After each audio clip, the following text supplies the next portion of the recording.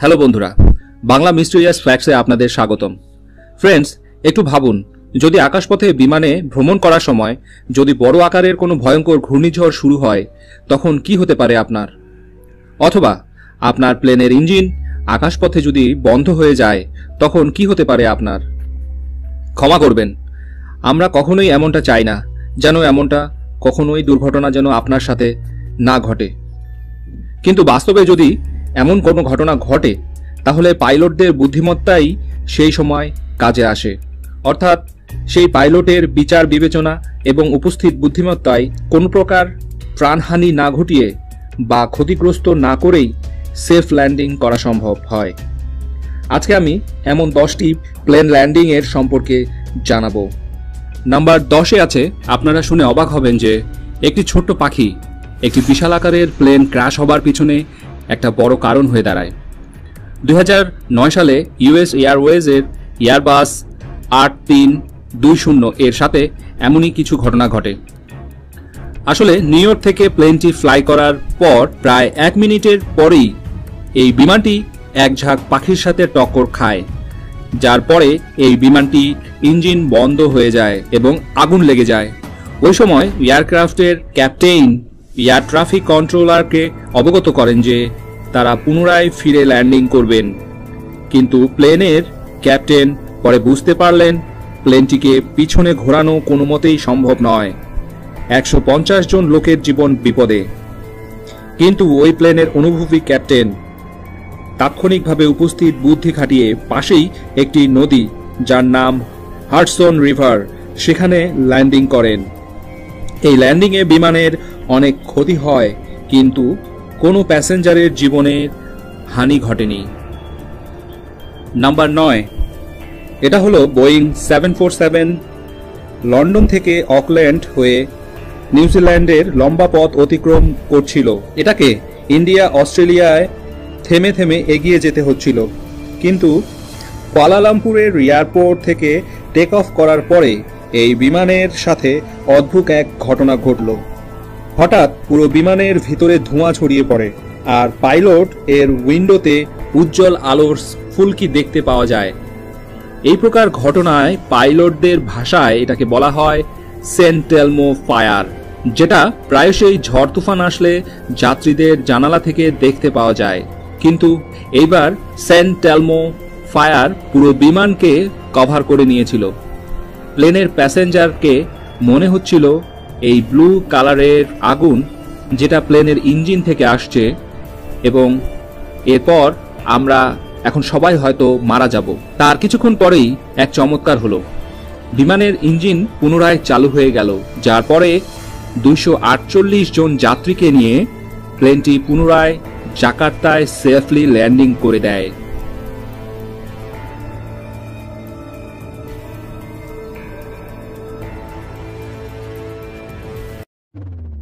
নম্বর 8, বন্ধুরা, এরকম কোনো ব্যক্তিকে খুঁজে পাওয়া খুব কঠিন হবে যিনি উড়ন্ত বিমানে বাইরে বের হয়ে যাত্রা করেছেন।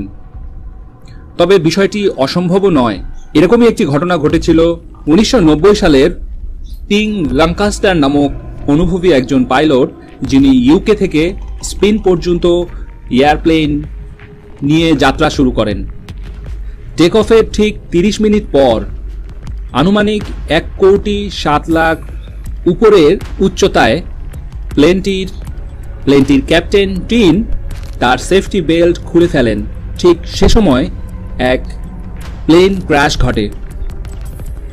টিনের সামনের উইন্ডশিল্ড ভেঙে উড়ে যায়। প্রচণ্ড তীব্র বাতাসে টিন প্রায় জানলা থেকে বের হয়ে চলে যাচ্ছিল। ঠিক সে সময় পাশের ক্যাপ্টেন তাকে ধরে ফেলেন। পাইলটের পা ককপিটে আটকে যাওয়ার কারণেই তার বাকি সদস্য পাইলটেরা তাকে ধরে ফেলতে সক্ষম হয়েছিল। প্রচণ্ড তেজ বাতাসের জন্য তার শরীর প্লেনের সাথে আঠার মতন আটকে যায়। এরপর পাশে অবস্থিত একটি এয়ারপোর্টে তারা এমার্জেন্সি ল্যান্ডিং করেন। এই দুর্ঘটনার পর টিনের হাতে তো ফ্র্যাকচার হয়েছিল, কিন্তু জীবনটা বেঁচে যায়। এরপর দুর্ঘটনাটি পরীক্ষা নিরীক্ষার সময় জানা যায় যে একটি ভুল স্ক্রু ব্যবহার করার কারণে এই প্লেন ক্র্যাশ হয়েছিল। নম্বর 7, বেশিরভাগ লোক সমুদ্রের বিচে ঘুরতে যান বা মজা মাস্তি করার জন্য যান, কিন্তু সেন্ট মার্টিনের মাহো বিচে পর্যটকেরা বিমান ল্যান্ডিং দেখার জন্যই যান, যার ল্যান্ডিং খুবই বিপজ্জনক।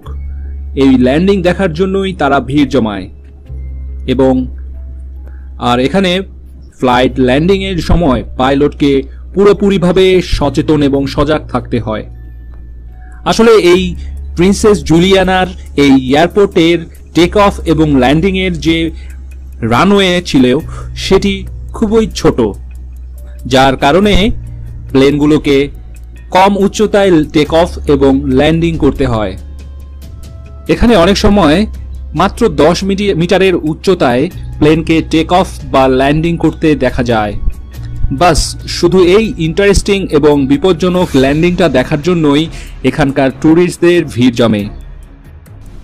নাম্বার 6, আপনি যদি রোলার কোস্টারে ভ্রমণ করে থাকেন বা রাইডে উঠে থাকেন তাহলে আপনি নিশ্চয়ই জানেন যে কতটা রোমাঞ্চক এবং ভয়ঙ্কর বিপজ্জনক সেই রাইডগুলো। কিন্তু হাওয়াতে শূন্যের মধ্যে যদি ভাসার সময় আপনার বিমানটি রোলার কোস্টার হয়ে যায় তখন আপনার কেমন লাগবে? পুরো অনুভূতিটাই একদম ভয়ঙ্কর হয়ে যাবে। 1988 সালের প্রায় 70,000 ফিট উপরে বোয়িং 737 প্লেনের ছাদ ভেঙে উড়ে যায় এবং বিমান থেকে আলাদা হয়ে যায়। হাওয়াই শহর হিলো থেকে হুনলুলু পর্যন্ত এই প্লেনটি যাত্রা করছিল। এই বিমানটিতে একটি স্ট্রং ডিকম্প্রেশন হয়েছিল, যার কারণে বিমানের প্রথম সারির 6টি সিটের উপর থেকে তাদের ছাদ ভেঙে উড়ে আলাদা হয়ে যায়। সেই সিটে বসে থাকা প্যাসেঞ্জারদের জন্য 375 কিলোমিটার স্পিডে এই প্লেনটি তাদের জন্য একটি ভয়ঙ্কর রোলার কোস্টারের রূপ নেয়। সেই সময় সেখানকার তাপমাত্রা 0 থেকে 45 ডিগ্রি নিচে ছিল। সে সময় পাইলটের জন্য প্লেনকে সঠিকভাবে সেফলি ল্যান্ডিং করা খুবই কঠিন একটি কাজ ছিল, কারণ সেই দুর্ঘটনার পরে প্লেনটি শুধুমাত্র একটি ইঞ্জিন দিয়ে চলছিল। কিন্তু অনেক ধন্যবাদ পাইলট তার অনুভবী এবং উপস্থিত বুদ্ধিমত্তা দিয়ে সেফলি প্লেনটিকে পাশের এয়ারপোর্টে ল্যান্ডিং করতে সক্ষম হয়। আর এই দুর্ঘটনার পর কাউকে কোনো প্রকার আঘাতের সম্মুখীন হতে হয়নি। নাম্বার 5, এই গল্পটি হলো একজন সত্যিকারের হিরোর। জুলাই 27, 2017 ইউক্রেনিয়ান পাইলট আলেকজান্ডার একোপান একটি ট্যুরিস্ট এয়ারওয়েজ ল্যান্ডিং করেন ইস্তাম্বুলের একটি এয়ারপোর্টে এবং ল্যান্ডিংটা ছিল খুবই বিপজ্জনক। ইউক্রেনিয়ান ফ্লাইট ক্রুদের নিয়ে ইস্তাম্বুল ত্যাগ করেন এবং সেটা উত্তর সাইপ্রাসের দিকে যাত্রা করছিল, কিন্তু 4000 ফিট উঁচুতে উড়ার সময় ক্যাপ্টেনের সামনে অবস্থিত ককপিটের জানলাটি ভেঙে যায়। সে সময় ক্যাপ্টেন সিদ্ধান্ত নিলেন তিনি আবার ফেরত যাবেন এবং ল্যান্ডিং করবেন। 4000 ফিট উঁচুতে ক্যাপ্টেন প্রচন্ড বাতাসের কারণে একদম অন্ধই ছিলেন, কিন্তু তারপরেও পাশের জানালা দিয়ে কোনো রকম আইডিয়া করে তিনি অন্ধের মতন ভাবে প্লেনটিকে অনেক সাবধানতার সাথে পুনরায় ল্যান্ডিং করতে সক্ষম হন। সে সময় প্লেনটিতে ছিল 120 জন প্যাসেঞ্জার এবং 6 জন ক্রু মেম্বার। সকলেই প্রাণে বেঁচে যান। প্লেনটি যখন সেফলি ল্যান্ডিং করলো, ঘটনার বিষয়ে জানার পর অন্য প্লেনের ক্যাপ্টেনেরা তাকে রেসপেক্ট করেন, তার সাথে হ্যান্ডশেক করেন এবং তাকে অনেক সাধুবাদ জানান। বিষয়টি সত্যিই প্রশংসার। Number 4, Gimli glider. এয়ার কানাডার বোয়িং 747 এর প্লেনটি কিমলি গ্লাইডার নামে পরিচিত। এই প্লেনটির একটি ল্যান্ডিং ছিল খুবই ইমপ্রেসিভ, যেখানে ল্যান্ডিং এর আগে 132 টন ওজনের প্লেনটিকে কন্ট্রোল করত 2টি ইঞ্জিন, কিন্তু সেই ইঞ্জিন হঠাৎই বন্ধ হয়ে যায়। এরপর পাশে অবস্থিত একটি পরিত্যক্ত কার রেসিং ট্র্যাকের মধ্যে প্লেনটি খুব সতর্কতার সাথে এবং অনেক কষ্টে পাইলট সেখানে ল্যান্ডিং করতে সক্ষম হয়। প্লেনটি 4000 ফিট উঁচুতে উড়ার সময় হঠাৎই প্লেনের সকল প্রকার বাতি এবং সুইচ কাজ করা বন্ধ করে দেয়। এর কারণ ছিল পর্যাপ্ত হাইড্রোলিক প্রেসার এর স্বল্পতার জন্য।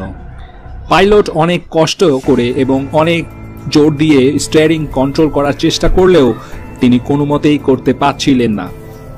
এই দুর্ঘটনাটি বা মিস্টেকটির পিছনে কারণ ছিল অটো পাইলট ওয়ার্কারদের, যারা ওয়ার্কশপে প্লেনটিকে রেডি করার সময় তারা কিলোগ্রাম এবং পাউন্ডের একটি হিসাবের গড়মিল করে ফেলেন, যার কারণে যেখানে প্লেনটি 20 টন কেরোসিন বহন করা দরকার সেখানে প্লেনটিতে ছিল মাত্র 5 টন কেরোসিন।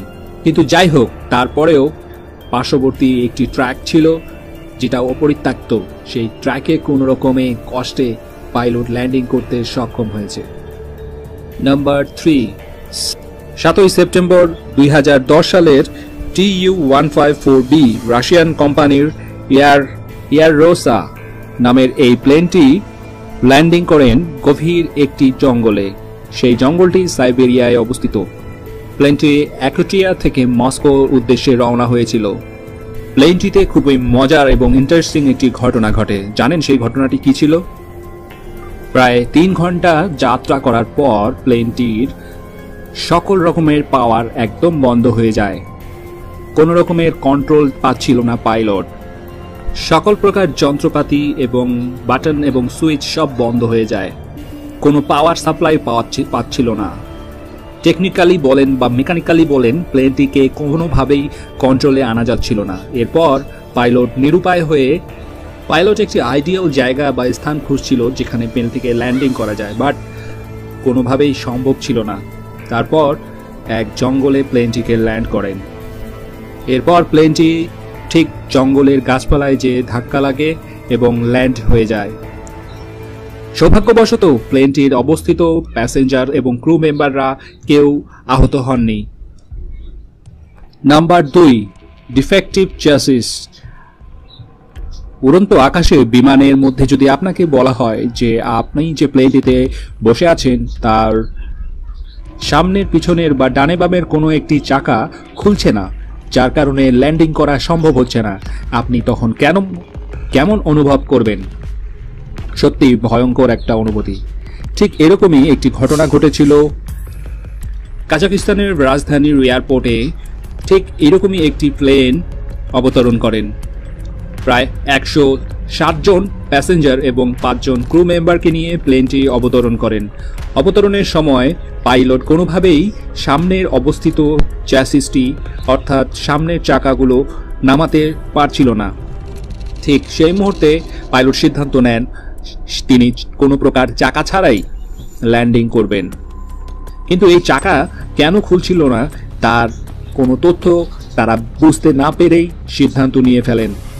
সামনে কোনো প্রকার চাকা ছাড়াই প্লেনটিকে পাইলট ল্যান্ডিং করেন। প্রায় 100 মিটার পর্যন্ত প্লেনটি সামনের চাকা না থাকায় ঘর্ষণ খেয়ে ল্যান্ড করেন এবং থেমে যান। সৌভাগ্যক্রমে কোনো প্যাসেঞ্জার এবং ক্রু মেম্বাররাই আহত হননি।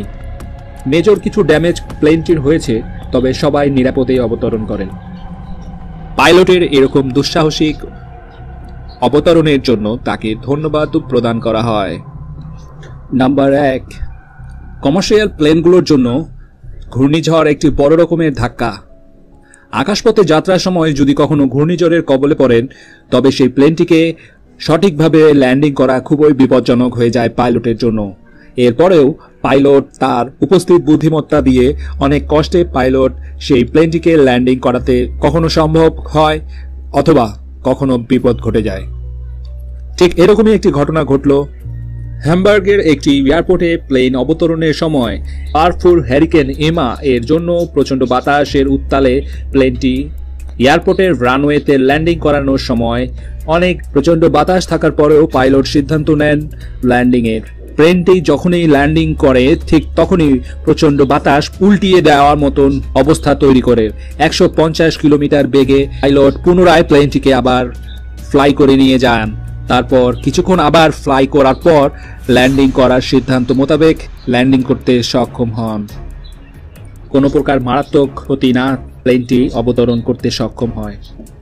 ফ্লাইং সম্পর্কে যদি আপনাদের কোনো মারাত্মক অভিজ্ঞতা হয়ে থাকে তাহলে অবশ্যই আমাদের কমেন্ট বক্সে কমেন্ট করে জানাতে ভুলবেন না। আর ভিডিওটি ভালো লাগলে অবশ্যই লাইক দিবেন এবং আমাদের এই চ্যানেলটিকে সাবস্ক্রাইব করে রাখবেন। এরকমই মজার মজার ইন্টারেস্টিং ঘটনা নিয়ে সামনে আবারও হাজির থাকবো। ততক্ষণ পর্যন্ত ভালো থাকবেন, সুস্থ থাকবেন।